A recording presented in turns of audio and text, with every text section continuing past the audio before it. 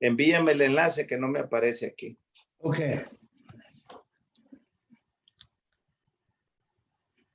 See it. Let me see if you see it. Right now. See you find it.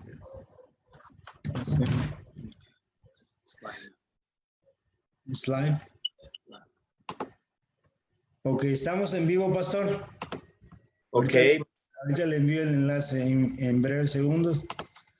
Muy buenas noches, amados hermanos. Me llamo Rigoberto Galvez y tengo el enorme placer y gusto de estar en compañía con el pastor William Osmar Chamagua desde Washington, D.C. Nosotros estamos aquí en California, esperando que se encuentre todo bien y que la voluntad y el amor de Dios esté siempre con ustedes.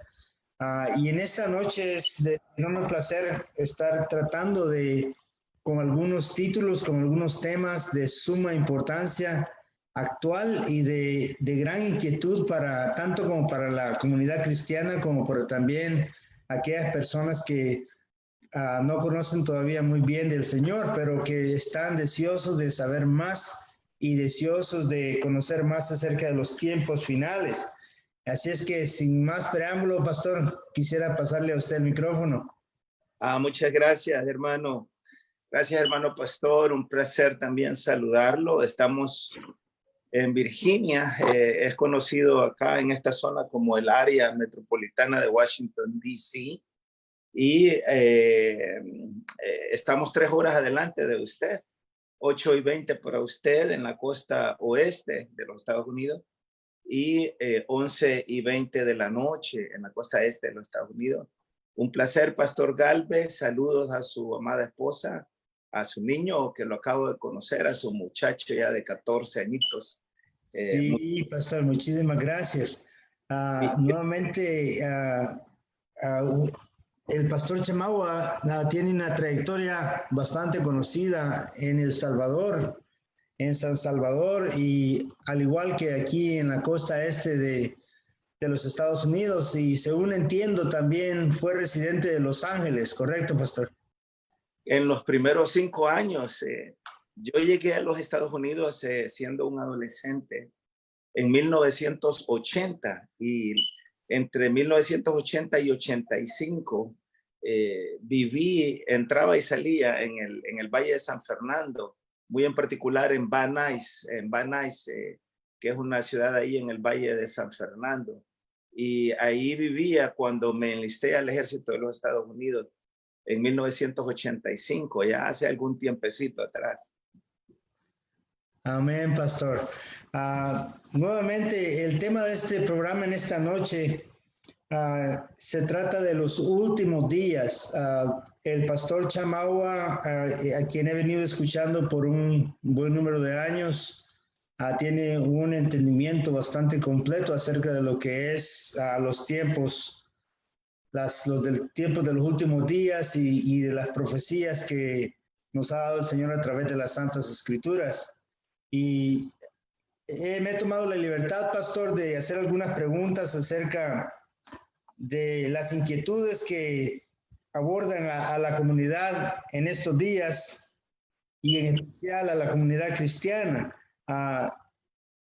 Siempre existen preguntas que la gente tiene y que a veces o no existe la oportunidad de hacerlas o a veces hay carencia de material, pero qué bueno que está con nosotros, pastor, y que nos ha dado esta oportunidad.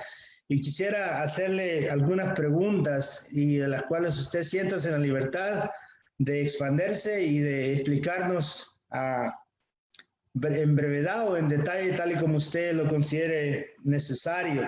Y la primera pregunta que tengo, pastor, es que si estamos realmente en los últimos tiempos. Esa es una pregunta muy legítima. Amén, amén. Gracias, pastor. Realmente esa es una pregunta que no solamente se está haciendo en nuestra generación, es una pregunta que se han hecho básicamente todas las generaciones, comenzando con la primera generación, desde que el Señor Jesucristo fundó su iglesia. Eso es bien importante también entenderlo, porque la iglesia le pertenece a el Señor Jesucristo. Él la compró con su propia sangre, la pagó con su propia vida y no le pertenece a ninguna persona en particular.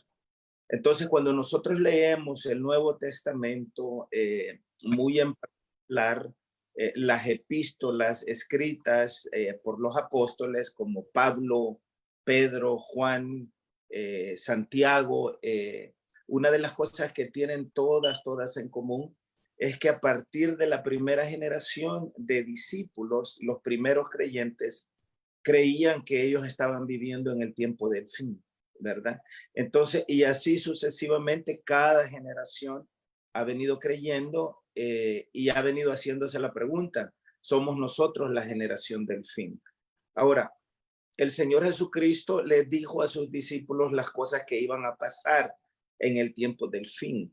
Y por supuesto, nuestra generación está viendo una enorme cantidad de profecías cumpliéndose al mismo tiempo, porque no es solamente una profecía, es una tonelada de profecías que se están cumpliendo de una manera que nunca antes en las generaciones anteriores o previas a nosotros se habían cumplido. En ese sentido, podríamos decir que hay un buen argumento para creer que nosotros podríamos ser la generación del fin. Y digo podríamos ser porque el Señor Jesús a sus discípulos les dijo la hora y el día de la venida del Hijo del Hombre, nadie la sabe, solamente el Padre que está en los cielos, Dios. Él tiene esa información total y completamente reservada para él. Entonces, en ese sentido, cualquier cosa que cualquier ser humano pueda decir en cuanto a que el Señor viene o no viene es al final conjetura. Muchos predicadores a lo largo de los siglos han cometido el error de poner fechas. Pasó, por ejemplo, con los fundadores en el siglo XIX de los testigos de Jehová, por ejemplo, que le pusieron fechas que el Señor venía tal fecha, tal día, hasta ahora le ponían y la gente iba y vendía todas sus cosas y al final no pasaba nada. Pasó con Elena, la señora Elena G. de White, la fundadora de los adventistas, la Iglesia Adventista del Séptimo Día, también en el siglo XIX, el mismo error que cometieron los fundadores de los Testigos de Jehová. Y así ha pasado también con muchos otros predicadores que al final esas, profecías que ellos dieron terminaron siendo falsas. Entonces yo sí creo que nosotros podemos darle una mirada a los tiempos que a nosotros nos ha tocado vivir y vamos a poder darnos cuenta, por supuesto, que hay muchas cosas que están pasando hoy que no habían pasado en generaciones previas. Por ejemplo, la formación o el nacimiento del Estado de Israel, el 14 de mayo de 1948.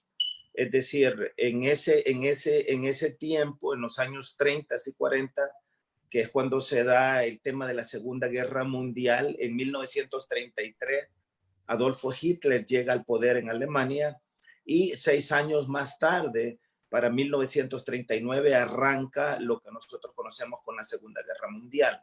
Ahora, la historia nos ha enseñado que alrededor de 6 millones de judíos fueron asesinados por Hitler en las cámaras de gas y ejecutados a mansalva como nos lo muestran los videos y como nos lo muestra la historia. Pero entonces la Segunda Guerra Mundial dejó un saldo de alrededor de 52 millones de personas muertas, 6 millones de ellos judíos. Ahora, tuvo que pasar el Holocausto, que fue en cierta medida el cumplimiento a la profecía que se dio a conocer por el mismo Señor, no por el Señor Jesucristo, sino por el mismo pueblo judío cuando Pilato les hizo la pregunta, ¿a quién quieren que les deje libre, a Barrabás o a Jesús, el rey de los judíos? Y fue el pueblo judío manipulado por las autoridades de aquel momento, el Sanedrín, que eran controladas por los fariseos, pero que no eran el único grupo, habían fariseos, saduceos, herodianos, escribas, estaban en ese grupo de poder que era el grupo que gobernaba tanto política como religiosamente al pueblo de Israel. y manipulados por ellos, el pueblo de Israel reunido en aquella plaza en donde Pilato le preguntó al pueblo a quién querían dejar en libertad. Entonces el pueblo pidió, manipulado por los gobernantes judíos liderados por los fariseos, el pueblo pidió que dejaran en libertad a Barrabás. Y cuando Pilato se lava las manos, él dijo: yo soy libre de la sangre de este hombre, porque él, la misma palabra nos dice que no quería matarlo. Su misma esposa había sufrido la noche anterior. Y entonces el pueblo dice, y ahí cae esa profecía, y el pueblo dice que la sangre de él caiga sobre nosotros y sobre nuestros hijos. Entonces, el pueblo judío a partir de ese momento se tira encima una terrible maldición que ciertamente les ha costado carísimo a lo largo de los siglos, culminando con lo que sucede en el Holocausto bajo el gobierno de Hitler en la Segunda Guerra Mundial, pero que fue necesario que pasara ese holocausto para que 3 años más tarde, porque la Segunda Guerra Mundial termina en 1945, a raíz de eso se forman las Naciones Unidas, y a raíz de la existencia de las Naciones Unidas, el 14 de mayo de 1948, Israel se convierte en la nación moderna que nosotros conocemos hoy, que es el resultado directo también de la profecía de Ezequiel, el profeta Ezequiel, cuando el Señor le había preguntado al profeta el campo de los huesos muertos, y aquellos huesos volvieron a vivir. Ese campo de huesos muertos era la nación de Israel, que vuelve a vivir, se convierte en una nación, y eso es una profecía que inicia la era moderna de la iglesia y posiblemente inicia también los tiempos del fin, porque la palabra del Señor también dice que esta generación, es decir, la generación que vea eso pasar, no pasará antes que todo esto acontezca. Entonces, a partir de 1948 para acá, se ha dado una serie y se continúa dando una serie de profecías que se continúan cumpliendo hasta este momento, y que ciertamente nos dan a nosotros argumentos muy fuertes para creer que existe la posibilidad que nosotros podríamos ser esa generación de los tiempos finales. Amén, amén, pastor.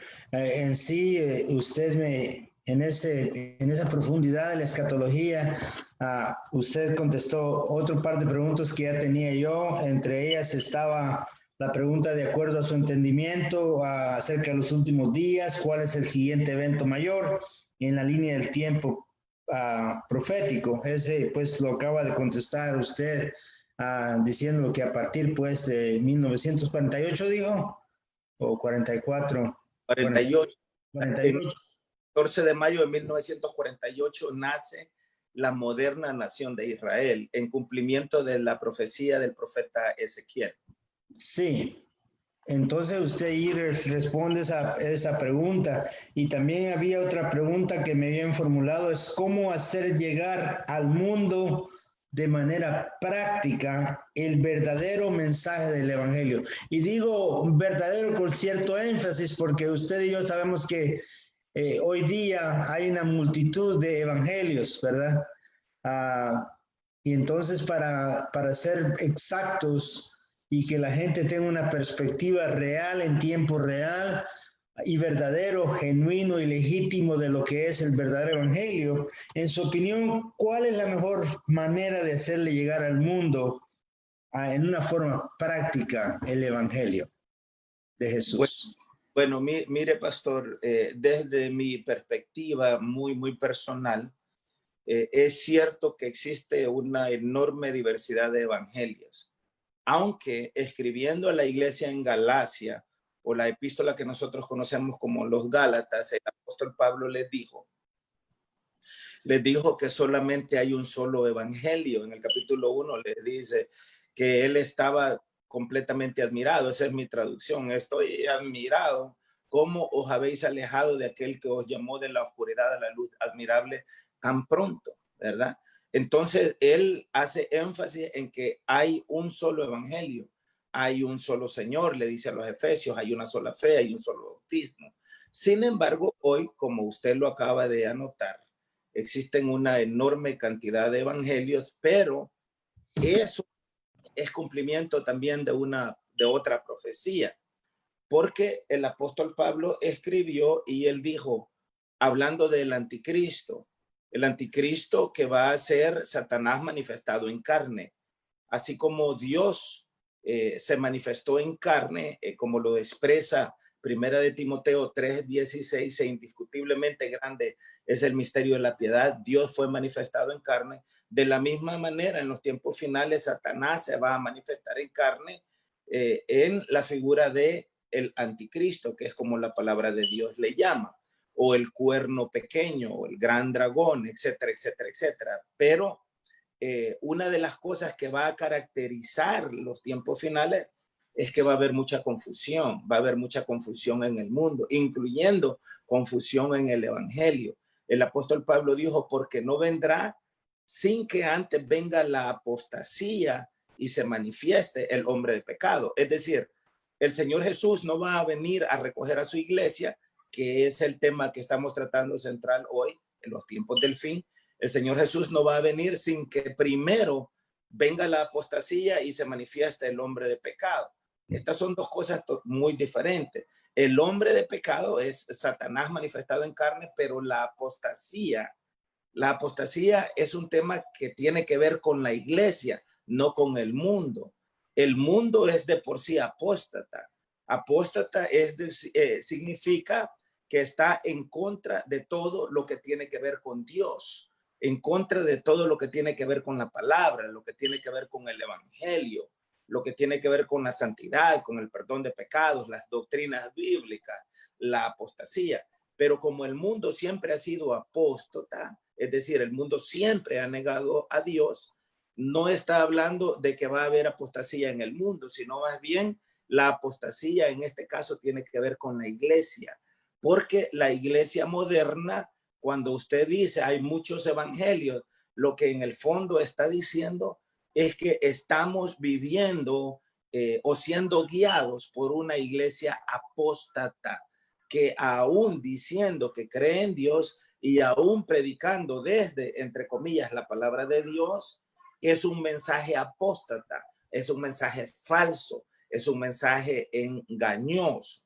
Entonces, parte de la profecía bíblica de los tiempos del fin es que esa apostasía se iba a manifestar en la iglesia, cosa que ya se ha manifestado. Es decir, cuando nosotros hablamos de los tiempos del fin en términos generales, la gente se ubica en el tema de los terremotos, en el tema del hambre, de las pestes, como lo que hemos estado viviendo en los últimos 3-4 meses de este COVID-19, hambrunas, guerras, rumores de guerra, nación se levantará contra nación, etcétera, etcétera. Pero no son esas las únicas señales de los últimos tiempos, sino que también el tema de la apostasía o el de un evangelio falso. Ahora, para responder entonces a la pregunta suya, ¿cómo hacer llegar este evangelio de una forma práctica a la gente? Fíjese que a mí me parece de nuevo que hay ciertas cosas que debemos de tomar en consideración. Primero, el evangelio no nos es dado a nosotros, ni nosotros somos enviados al mundo. Y esto le voy a pedir que me preste atención y que nos presten atención también los hermanos y hermanas que podrían estar conectados con nosotros, porque quiero que se entienda lo que voy a decir, porque muchas veces es muy fácil malinterpretar lo que se dice. Y es importante que nosotros prestemos atención para interpretar correctamente qué es lo que se dice. Vea, el Señor Jesús en Mateo 28:18, después de su resurrección, justamente antes de regresar al reino de los cielos, cuando la palabra de Dios dice que llevó a sus discípulos al monte de los olivos y después de haberles dado instrucciones, él se levantó y se elevó en el aire y unas nubes vinieron y lo cubrieron. Pero antes, mientras aún estaba en la tierra hablando con sus discípulos en el monte de los olivos, en Mateo 28:18 les dice, todo poder me es dado en el cielo y en la tierra. Entonces, todo poder en lo natural, todo poder en lo espiritual, en el mundo visible, en el mundo invisible. Todo el poder que existe me es dado en el cielo y en la tierra. Y por tanto, les dice, por tanto, id por todo el mundo y haced discípulos de todas las naciones, comenzando desde Jerusalén.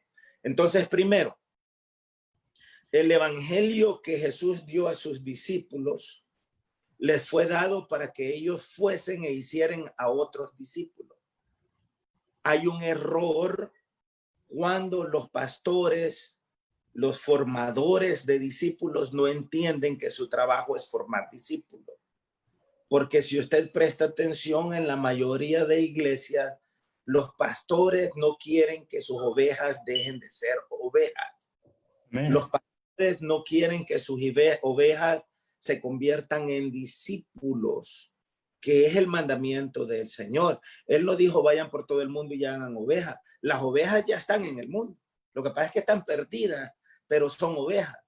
Entonces, Él quiere que tomemos las ovejas del mundo y las traigamos y las convirtamos en discípulos, es decir, en líderes y en lideresas, para que puedan ellos convertir a otros discípulos para la gloria del Señor. Ahora, eso es un punto.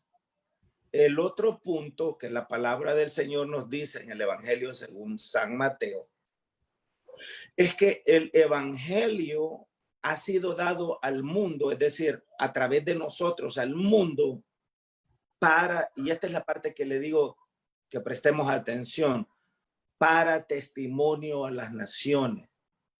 La palabra de Dios dice, no es la voluntad de Dios que ningún alma perezca, sino más bien que todos procedan al arrepentimiento y al pleno conocimiento de la verdad. Esa es la voluntad de Dios, pero esa no es la voluntad del hombre.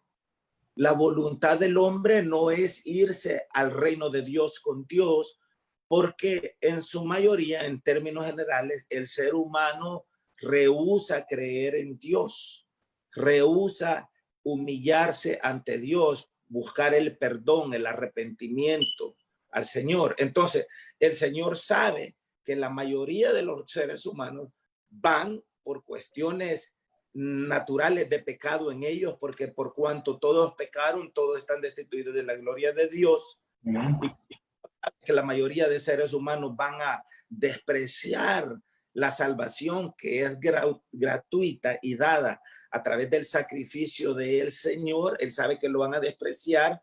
Entonces el evangelio se convierte entonces en testimonio. Es decir, el trabajo de nosotros, los predicadores, no es necesariamente convertir a la gente. El trabajo de nosotros es que la gente escuche el testimonio del evangelio del Señor, porque como Él es un Dios justo, en el día del juicio, nadie le va a poder decir al Señor, Señor, yo nunca escuché tu palabra. Él le va a decir, es mentira, la escuchaste 1.000.000 de veces, pero nunca quisiste escucharla. Y de ahí que ahí será el lloro y el crujir de dientes, ¿verdad? Entonces, creo yo, me parece a mí que los predicadores erramos cuando creemos que nuestro trabajo es convertir a la gente. Yo creo, basado en la palabra del Señor, que nuestro trabajo es dar testimonio de la verdad. Y para dar ese testimonio, no solamente se da a través de la palabra, sino más bien a través de los hechos. La razón por la que muchas personas rechazan el evangelio es por el testimonio de muchos de nosotros, los predicadores. Por eso la Escritura dice que el nombre del Señor es blasfemado por causa de nosotros los gentiles, por causa de vosotros los gentiles. Entonces, debemos de preocuparnos de una manera individual, hacer un buen testimonio del evangelio del Señor y a predicar más con los hechos que con las palabras. Amén, amén. Efectivamente, pastor, una de las tareas más difíciles en estos tiempos es encontrar los canales que sean adecuados. Y diciendo esto, pues en el grupo que tenemos de Escudriñando las Escrituras, el cual estamos transmitiendo a través en este momento, encontrar a predicadores que verdaderamente estén expresando el verdadero evangelio del Señor es bastante dificultoso. Y es por eso que muchas de las personas hoy día quizá no entienden el evangelio, aunque sea predicado verdaderamente. Y algunas veces el mundo incrédulo llega a preguntarse la siguiente pregunta. Por ejemplo, en estos tiempos que estamos viviendo, en los últimos días, la gente se pregunta, ¿por qué un Dios tan bueno permite que exista tanto mal en el mundo? Y esa es una pregunta totalmente, nuevamente legítima, es una pregunta muy válida.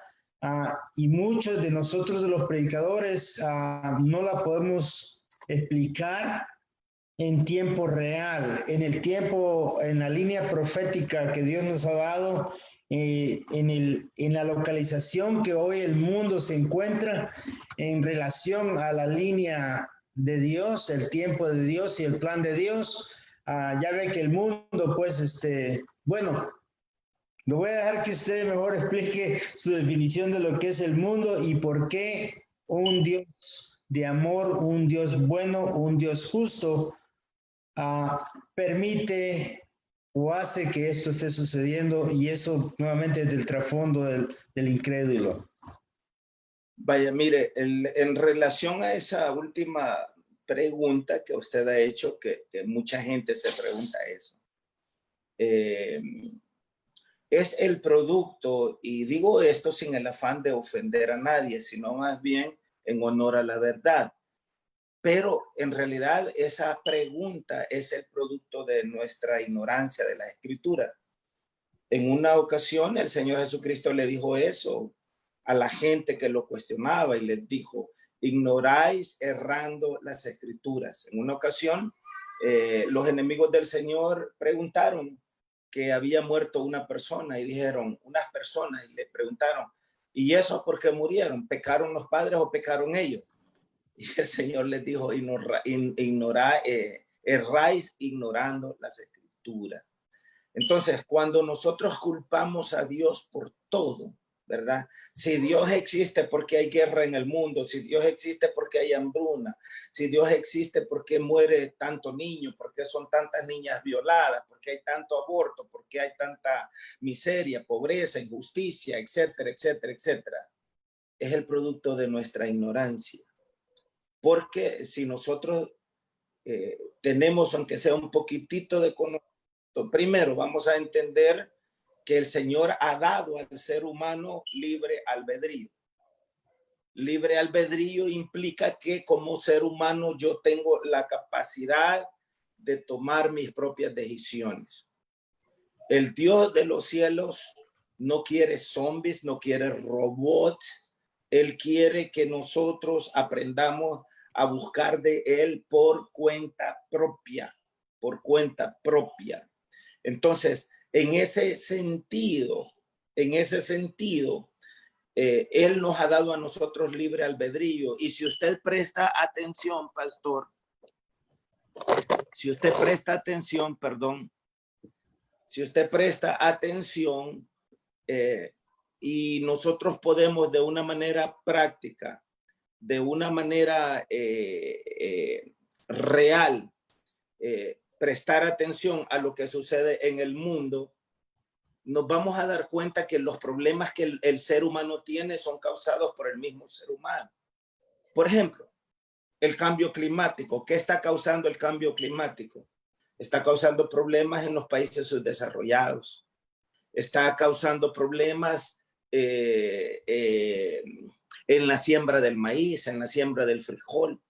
Está causando problemas en la canasta básica de la gente más pobre del mundo. Hay muchos países que están sufriendo inundaciones. Hay muchos países que están sufriendo más hambre de lo acostumbrado. Pero ¿quién ha causado el cambio climático? No ha sido Dios. Es decir, Dios no es el que ha destruido el Amazonas.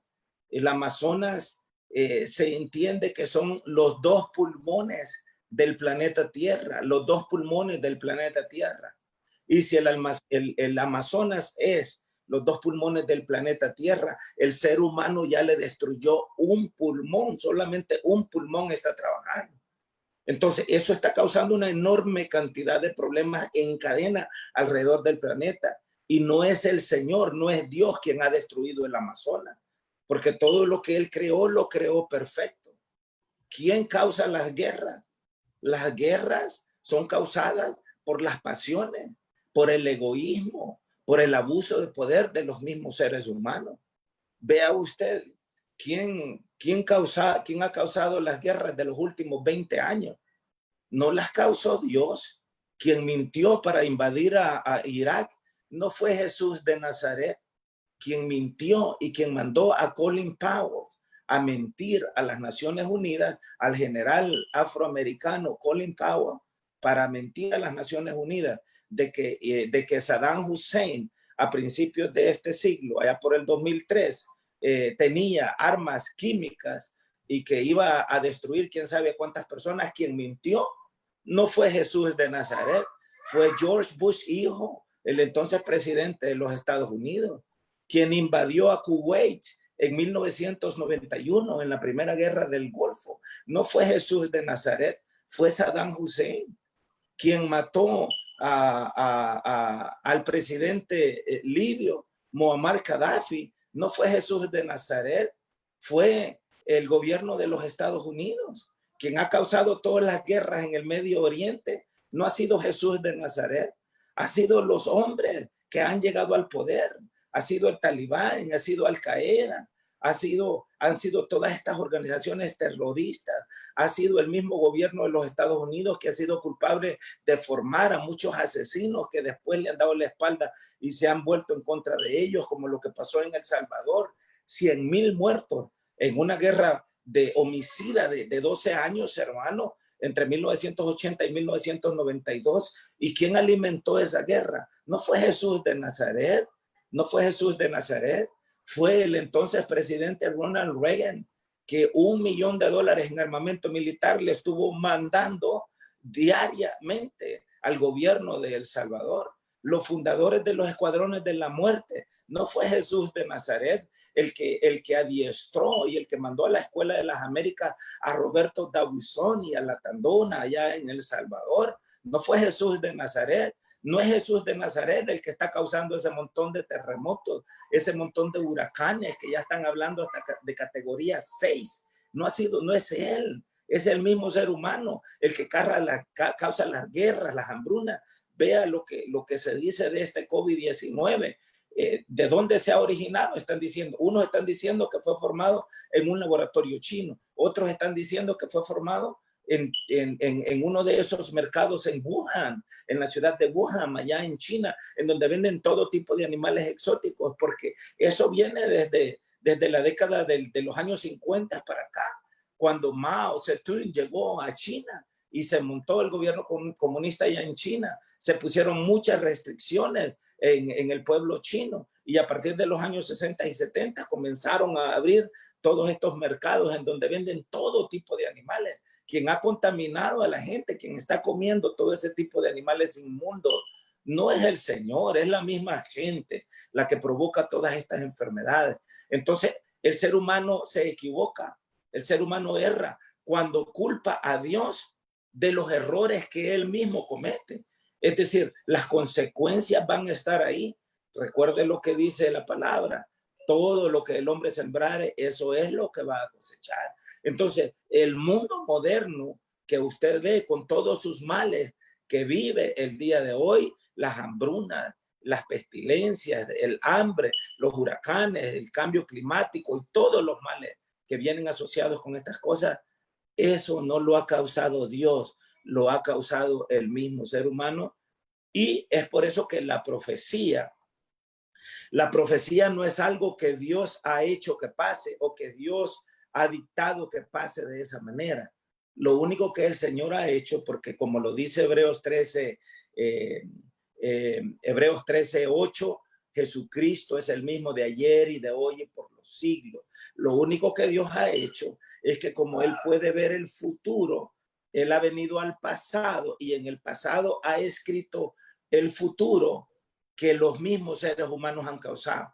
Él ha visto las decisiones que los seres humanos van a tomar en el futuro, vino al pasado y profetizó, esto es lo que va a pasar, pero no es algo que Dios ha provocado, son cosas que el ser humano, a través de sus malas, de sus decisiones, de sus vicios, de su anarquía, de su corrupción, de su injusticia, del pecado que mora en él, de su falta de arrepentimiento y de reconciliación para con el Señor, es el mismo ser humano el que ha causado todas esas cosas. Amén, pastor. Verdaderamente me encanta la forma como usted lo trae a un plano real, porque una de las fallas que nosotros a veces cometemos detrás del púlpito es que a veces nosotros tenemos ciertas reservaciones que a veces pensamos que quizás la gente se va a ofender cuando hablamos con la verdad. Y es por eso que a veces que detrás del púlpito le hacemos un diservicio a la comunidad cuando nosotros no expresamos las realidades de lo que está sucediendo. Y claro está, tiende a enviar no solamente un mensaje equivocado o simplemente a fomentar la ignorancia que ya existe. Y es por eso que gloria a Dios por personas como usted que tienen verdaderamente la hombría, la fortitud de decirlo, como los profetas de la antigüedad, ¿no? De decir la verdad tal y como es en tiempo real. Y pastor, la próxima pregunta que se me había formulado aquí es, esta tiene un doble filo. Número uno es, ¿qué pasará con las personas creyentes durante el fin? En otras palabras, verán los creyentes o los cristianos, mejor dicho, la gran tribulación o la gran tribulación sucederá en tiempo posterior. Y con eso también la segunda pregunta que se me ha formulado, esa es para el creyente. Ahora bien, el incrédulo se hace una pregunta también, que casi tiene la misma consonancia, pero en diferente perspectiva. La perspectiva del creyente es, si muero yo hoy, si yo muero hoy y soy incrédulo, no creo, soy ateo, no creo, o si creo, no creo, o creo a medias, pero si jamás yo he depositado mi confianza en Cristo y muero hoy, ¿voy delante del juicio automáticamente o voy a un periodo de espera? Esa es una pregunta que algunos entonces ahí le estoy presentando, pastor, los dos mundos, ¿verdad? El mundo del evangélico, que a veces tiene el temor de que él va a atravesar la gran tribulación, o a veces del que no ha depositado su fe en Cristo Jesús, nuestro Señor. Si él muere hoy, ¿a dónde irá su alma?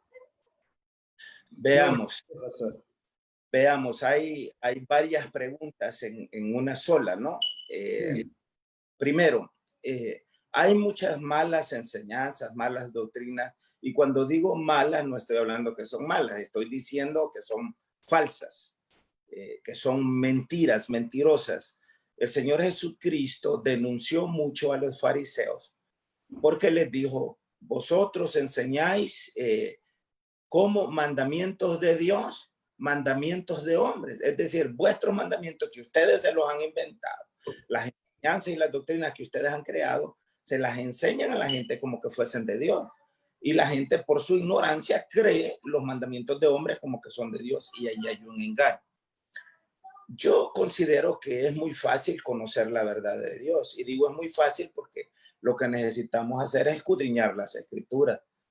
A vosotros os parece que en ellas encontraréis la verdad, dice el Señor, y ellas son las que dan testimonio de mí.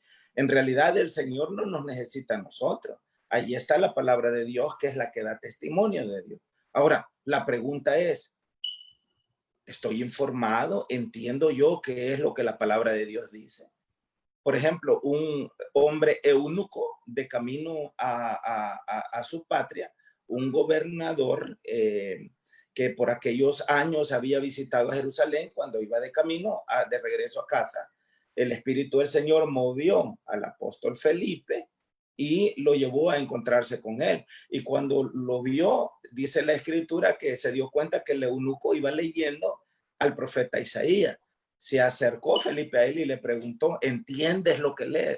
Y él le dice, ¿cómo voy a entender a menos que haya alguien que me explique lo que esto dice? Entonces, él, Felipe, le comenzó a explicar todo lo que decía, y pasando por un lugar donde había agua, el eunuco le dijo, porque obviamente le habló del arrepentimiento, le habló del bautismo y del perdón de pecados, y cuando pasaron por agua, por un río, el eunuco mandó a parar el carruaje donde él iba y le dijo a Felipe, mira, ya hay agua, ¿qué impide que yo sea bautizado? Felipe le dijo, no, no impide nada, si tú quieres, bien puedes. Y dice la palabra que Felipe lo bautizó y después el eunuco siguió su camino. ¿Por qué le digo eso?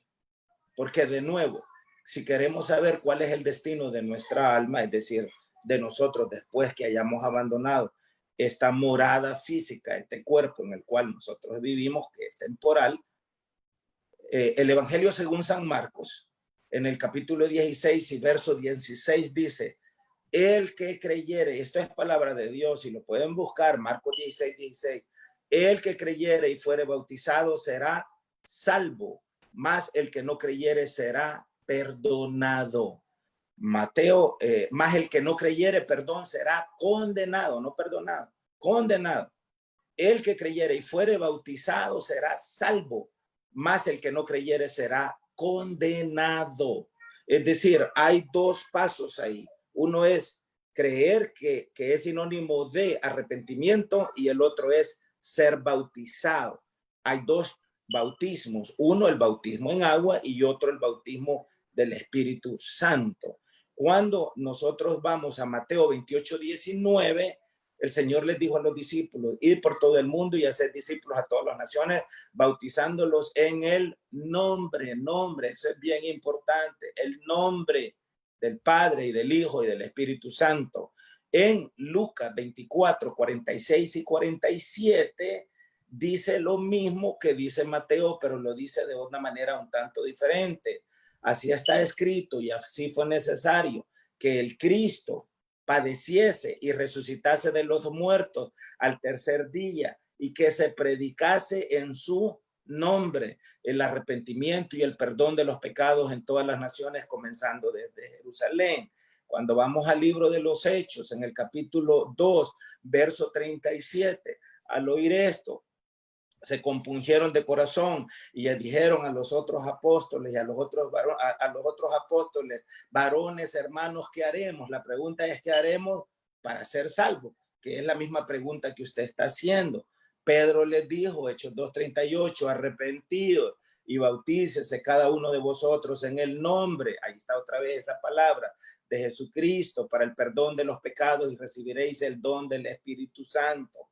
Así es que lea usted Mateo 28, 18, 19, Lucas 24, 46, 47, Hechos 2, 37, 38, Hechos 2, 41, Hechos 8, 16, Hechos 10, 48, Hechos 19, de 1 en adelante, y así sucesivamente está repleta la palabra. ¿Por qué? ¿Por qué le dice la palabra eso?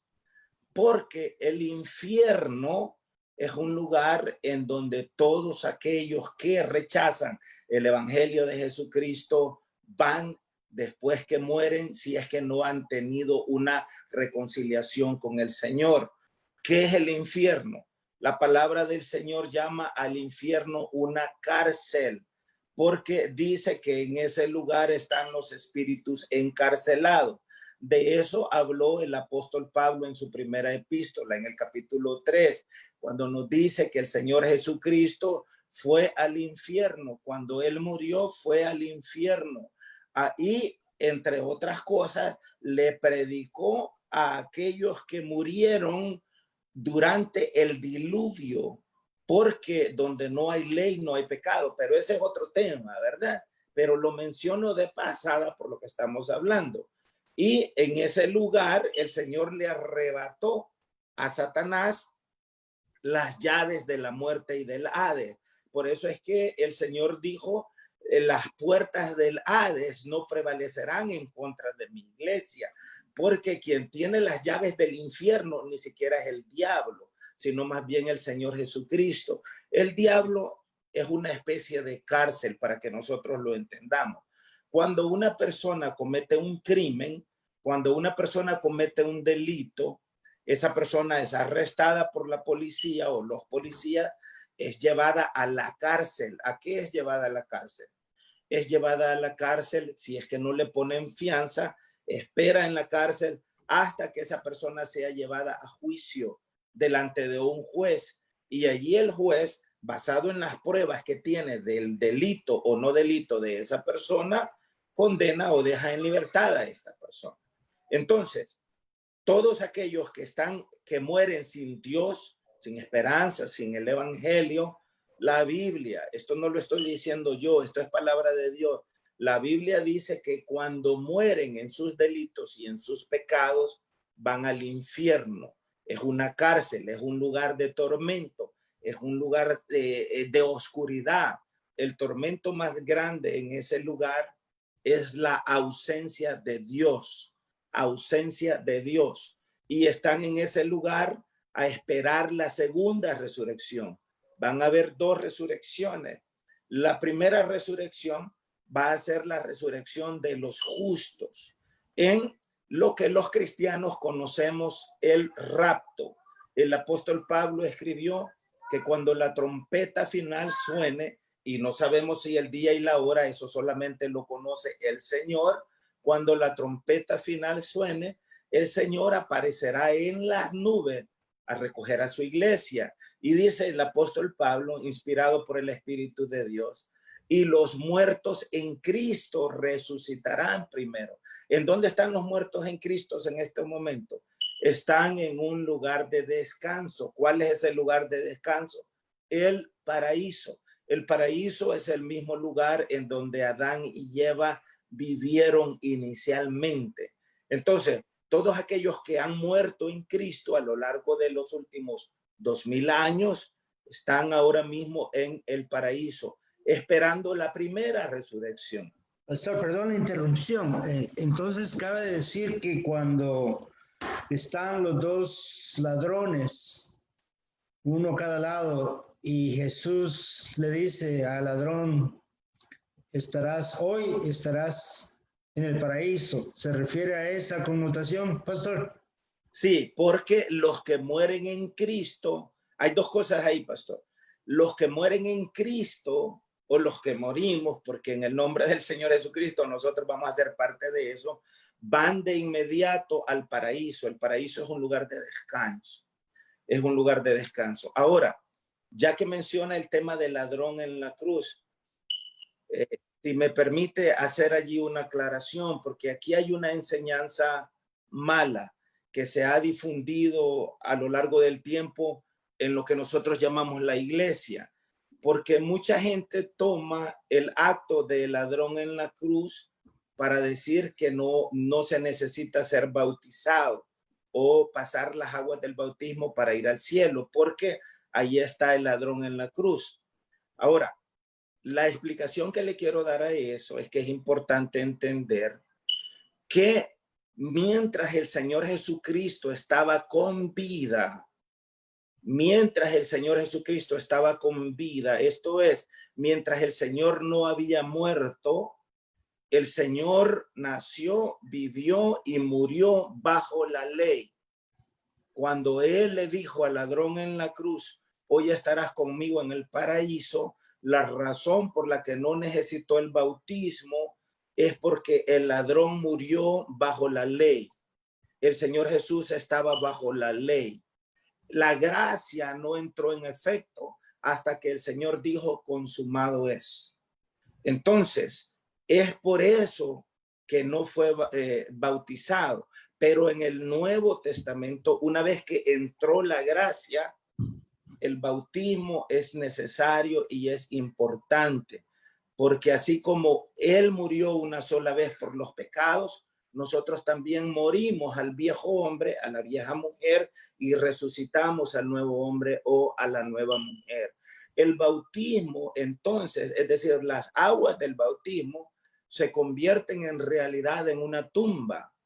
Es decir, que así como Cristo murió y fue enterrado en aquella tumba o puesto en aquella tumba, nosotros cuando morimos al pecado, somos también enterrados en esa tumba, solamente que como físicamente estamos con vida, no nos pueden echar nueve pies de tierra, ¿no? Entonces, en lugar de tierra, usamos el agua que sirve como una tumba, un simbolismo, y se nos entierra en las aguas del bautismo y luego se nos resucita en el nombre del Señor a una nueva vida. Por eso es que en la antigüedad, cuando por medio de la mano poderosa de Moisés, el Señor sacó al pueblo de Israel de Egipto. Egipto es sinónimo de pecado, y llevó a todo el pueblo a través del desierto. Llegaron al Mar Rojo. La escritura dice en el libro de los Hebreos que en el Mar Rojo, cuando Moisés levantó la vara y el Mar Rojo se abrió, todo el pueblo pasó en medio de aquellas aguas. Aquellas aguas es sinónimo del bautismo que iba a ser implantado en la iglesia del Señor Jesucristo en el Nuevo Testamento. Y todo aquel que no cruzó las aguas del Mar Rojo y se quedó atrás, fue muerto por los egipcios. La Biblia no dice que nadie se quedó. La Biblia dice que todos pasaron, porque el cruce del Mar Rojo fue un sinónimo del bautismo, el cual nosotros hoy, que estamos en la iglesia del Nuevo Testamento del Señor Jesucristo, necesitamos todos pasar por las aguas del bautismo, por esa razón. Amén. De hecho, existe una escritura, corríjame si estoy equivocado, que dice un Señor, una fe, un bautismo. Así es. No, es alusión a esta explicación que usted nos ha dado. Pastor, y fíjese que hace 35 años yo leí un libro del pastor Bill Graham. Eso fue antes de que yo naciera. Sí, de hecho me lo leyeron en el feto natal. Fíjese, entonces en este libro, pastor, se titulaba, o se titula, porque todavía existe, y eso fue hace 35 años, antes de que existiera la tarjeta de banco, antes que existieran muchos de los aparatos electrónicos que ahora gozamos, y antes de que la gente pensara aún en los drones voladores, ¿verdad? Sí. Y decía él, en este libro, él habla de los 4 caballos del Apocalipsis. Y dice que el título, lo voy a traducir a mi mejor habilidad, se llamaba en inglés Approaching Hoofbeat. Hoofbeat es el galopar, entonces, de los caballos. Entonces, en traducción es que el galopar que se está acercando. Y en ese tiempo, pues, se miraba como algo quizás, que jamás iba a suceder. Y en ese libro él describe los 4 caballos del Apocalipsis. Y cada jinete de ese caballo, de cada caballo, tenía un simbolismo. Con esto en mente, ¿usted, pastor, cree que ya están acercándose los jinetes o cree que ya llegaron los jinetes del que habla el libro de Apocalipsis y ya estamos hablando pues en tiempo ya real, ¿no? Vaya, esta pregunta que usted me acaba de hacer es una pregunta bastante amplia y bastante profunda, que en sí nos llevaría un buen tiempecito explicarla. Voy a tratar de resumirla lo más que me sea posible. Ajá. Con la excusa de que dar este tipo de explicaciones para que las cosas queden claras, es importante viajar a un poquito de la historia. Cuando nosotros estamos hablando del libro de Apocalipsis, en este caso estamos hablando de los jinetes o los 4 caballos o los 4 jinetes del Apocalipsis, que son lo mismo. Es importante que comencemos, para entender esto, comencemos entendiendo que el libro de Apocalipsis es la revelación del libro de Daniel. Y Daniel es el libro de Apocalipsis escondido. Es decir, Daniel es el libro de Apocalipsis escondido y el libro de Apocalipsis es el libro de Daniel revelado. Para poder entender a estos dos libros es importante entender estos dos libros. Eso implica escudriñarlos y estudiarlos. No solamente el profeta Juan habló de él, también el profeta Daniel, el apóstol Juan, sino también el profeta Daniel. Daniel habló de unas bestias, habló de una bestia con 4 cabezas, es decir, habló de un leopardo que tenía 4 cabezas, habló que tenía cabeza de oso, habló que había un león con alas de águila, etcétera, ¿verdad? Y el profeta, el apóstol Juan habla que estos jinetes van montados sobre 4 caballos y les da un color a cada uno.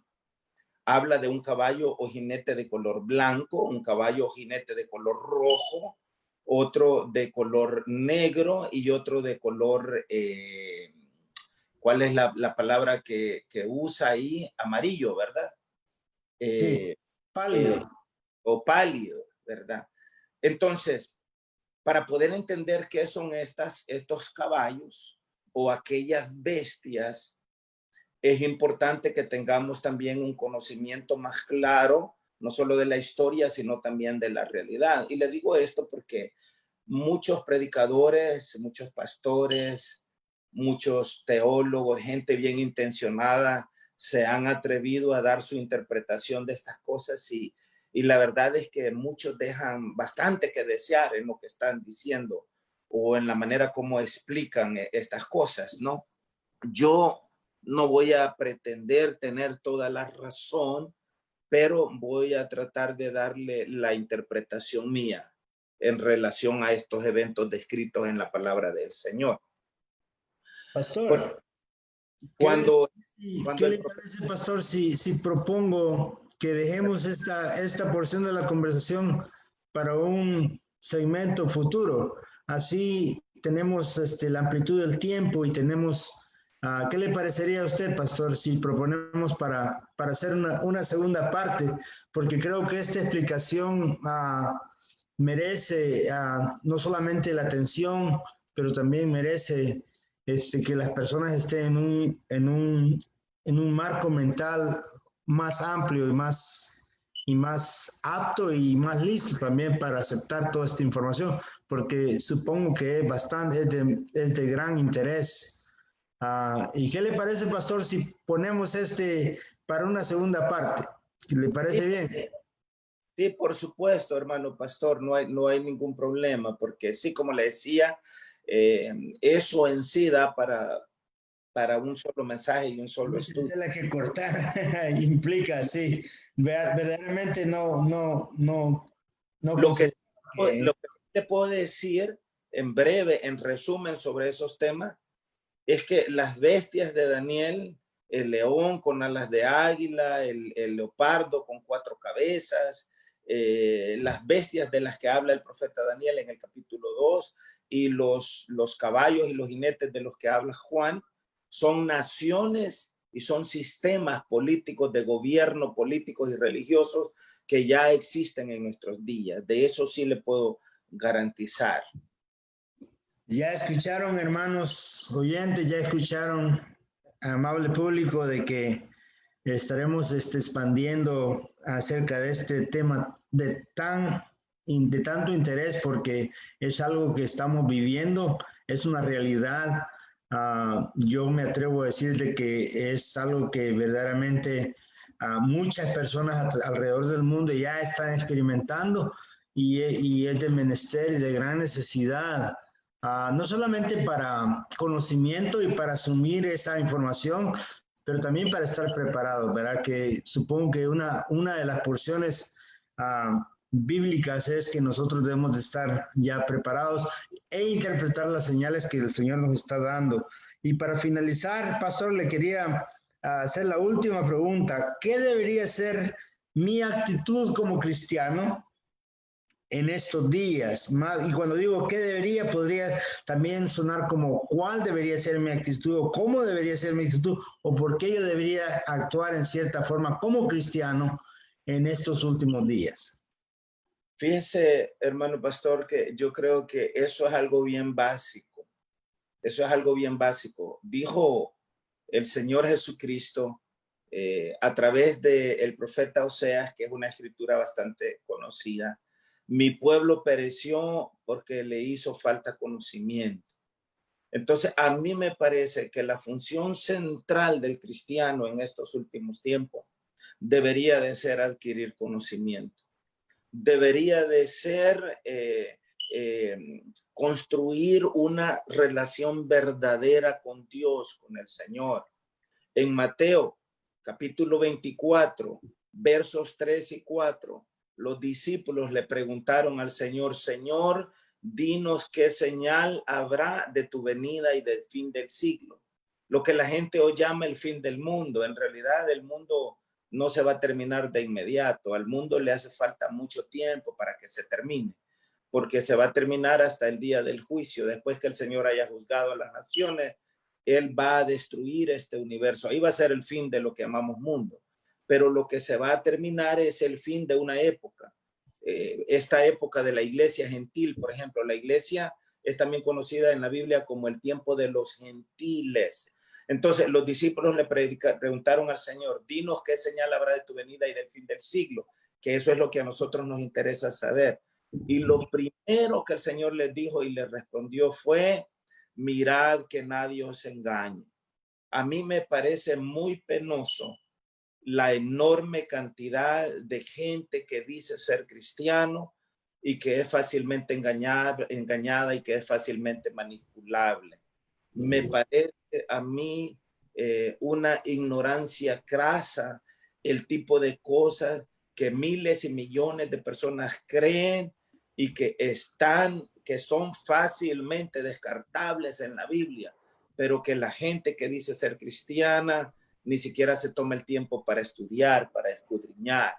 Entonces, a mí me parece que el pecado mortal que la iglesia moderna o que la gente en la iglesia moderna comete es que no está tomándose el tiempo para adquirir conocimiento, y aquel que olvida la historia vuelve a cometer el mismo error. Y a mí me parece que la gente en la actualidad no ha aprendido de la historia, no está aprendiendo de la palabra del Señor y se está dejando guiar por mucho lobo raspaz disfrazado de oveja, mucho demonio de la oscuridad disfrazado de ángel de luz. Como dice el apóstol Santiago: tú crees que Dios es uno, bien haces. También los demonios creen y tiemblan, y el mismo Satanás se disfraza de ángel de luz. Entonces, a mí me parece que mientras la gente en la iglesia no entienda que la responsabilidad de la salvación es individual y que no debe de la salvación de depender de ningún hombre, debe depender del Señor, debe depender de mí. Y yo debo de tener la libertad para preguntar. Ve usted la cantidad de preguntas que usted me ha hecho hoy, hermano pastor, y se lo agradezco.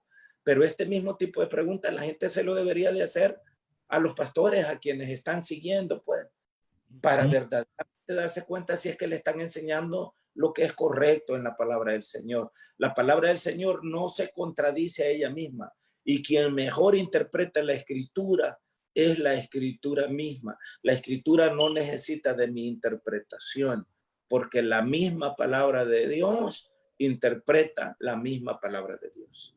Amén, amén.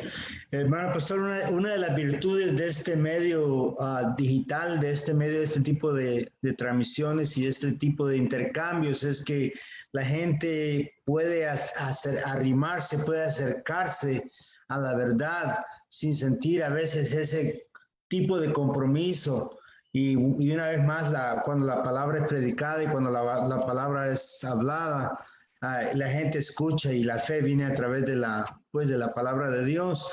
Y para no cerrar, pastor, en una nota, pues ya ve que hemos hablado de los tiempos finales y eso tiene la tendencia a llevar cierto tipo a veces de temor o de un tipo de tabú, ¿no? Entonces yo quisiera que antes de cerrar en oración, usted diera unas palabras finales para aquellas personas que pueden estar escuchando y que tal vez no han tenido la oportunidad o no han tenido esa ocasión para confiar en Jesús.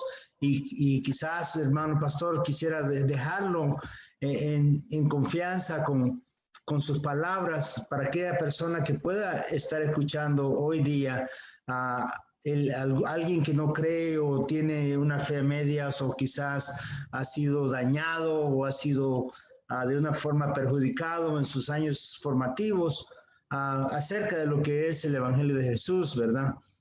Quisiera, hermano pastor, y después de esas palabras, si nos puede acompañar en oración y luego posteriormente, pues de antemano quiero invitarlos porque espero, pastor, mi eterno agradecimiento, admiración y respeto para usted y espero que quizás nos otorgue una oportunidad más porque hay mucha tela que cortar y es de suma importancia para el mundo, no solamente para el mundo evangélico, pero también para el mundo incrédulo, toda esta información que usted nos ha proporcionado en esta noche. Sí, amén, amén, hermano pastor. Hemos en realidad estado un poquito, como han visto, cómodos aquí, pues estoy Amén. en la sala de la casa. Bueno, acá son ya las 12:24 de la medianoche, ¿no? Y Wow. ya estamos, por eso estamos aquí un poquito informales. Estos medios de hoy nos permiten estas cosas, pero Amén.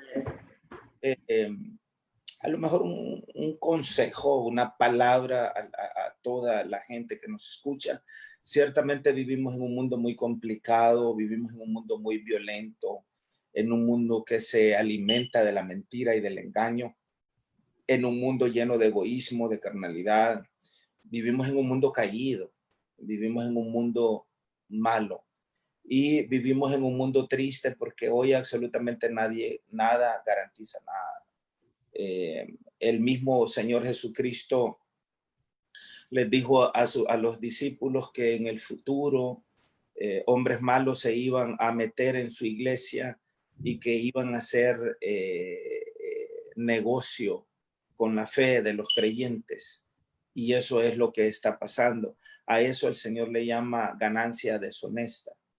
Ahora, el hecho que ese tipo de cosas estén sucediendo no le resta credibilidad al Evangelio, sino más bien le da autoridad al Evangelio porque son cosas de las que ya hemos sido advertidos. Si usted no lo sabía eso, no lo sabía porque a lo mejor no se ha tomado el tiempo para escudriñar las escrituras.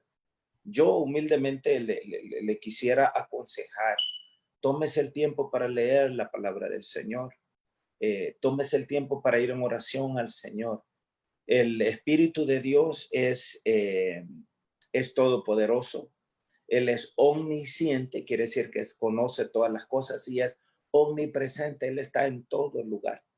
No hay lugar en donde el Espíritu del Señor no se encuentre. Cualquiera que sea el lugar en donde usted está, allí está el Señor.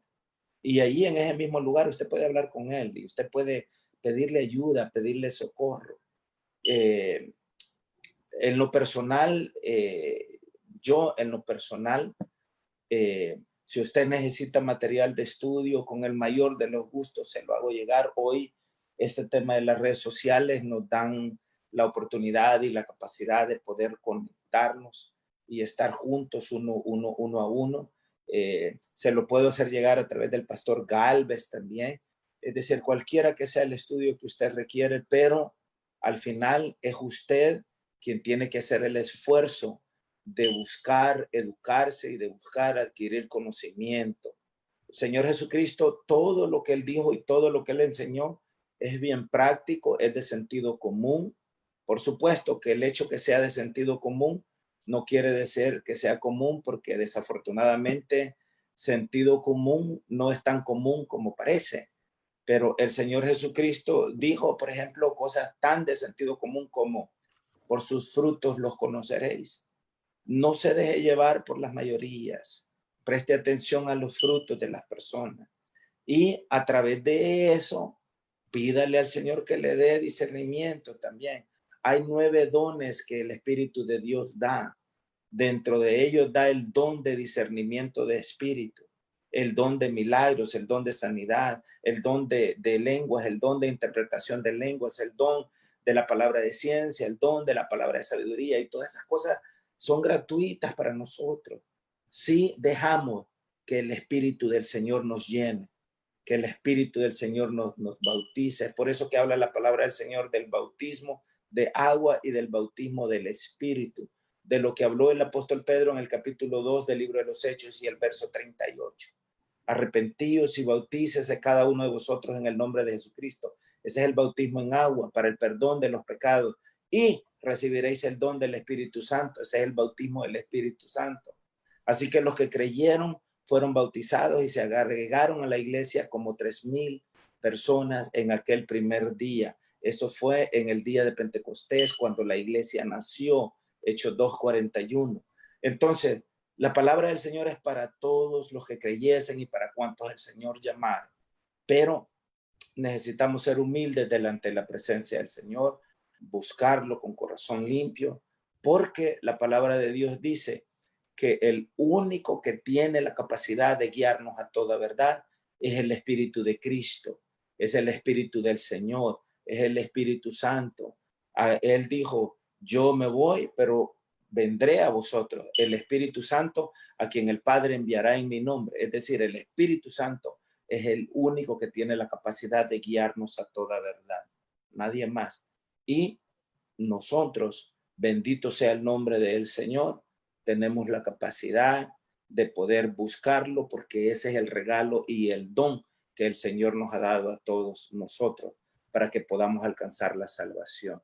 Me gustaría pedirle, hermano pastor, si nos lleva usted en oración, y aquí me voy a unir yo con usted también y con todos los demás hermanos. Muy bien, pastor, gracias, un privilegio, un gran honor. Amado Padre Celestial, venimos ante tu presencia. Como dice tu santa palabra, en donde 2 o más están reunidos en tu nombre. Y tú estás en todos lugares, Señor, tú estarás en nuestra presencia. Padre, te suplico que esta transmisión sea de bendición, Señor, para alguien. Señor, permítenos seguir tu santa voluntad. Ayúdanos, Señor, a través de cualquier circunstancia. Recuérdanos, Señor, que tú eres el Todopoderoso, que eres el mismo ayer, ahora y siempre, el Eterno de Israel, el Emmanuel, el Alfa y la Omega, el León de Judá, la Rosa de Sarón. Recuérdanos, Señor, que tú eres el principio y el fin y todo lo que está de por medio. Señor, bendice a la familia pastoral del pastor Chamagua. Bendice a aquellos pastores que puedan estarnos escuchando y sus congregaciones. Y eventualmente, Señor, aquellas personas que con corazón sincero se han acercado a esta transmisión. Señor, déjanos saber que tú estás presente y en control en todo momento y en todo lugar. Gracias, Padre, por hacer esa transmisión posible. Bendícenos en nombre, que es sobre todo nombre, el nombre de nuestro Señor Jesucristo. A Él sea toda la gloria, toda la honra por los siglos de los siglos. Amén. Muchísimas gracias, hermanos. Así es que hasta la próxima, pastor, y espero que quedemos, ojalá, pendiente con esta transmisión de los caballos del Apocalipsis. Bendiciones, amén, pastor. Buenas noches. Buenas noches, muchas gracias y muchas bendiciones a todos. Amén. En el nombre de nuestro gran Dios y Salvador Jesucristo. Amén, pastor. Bendiciones.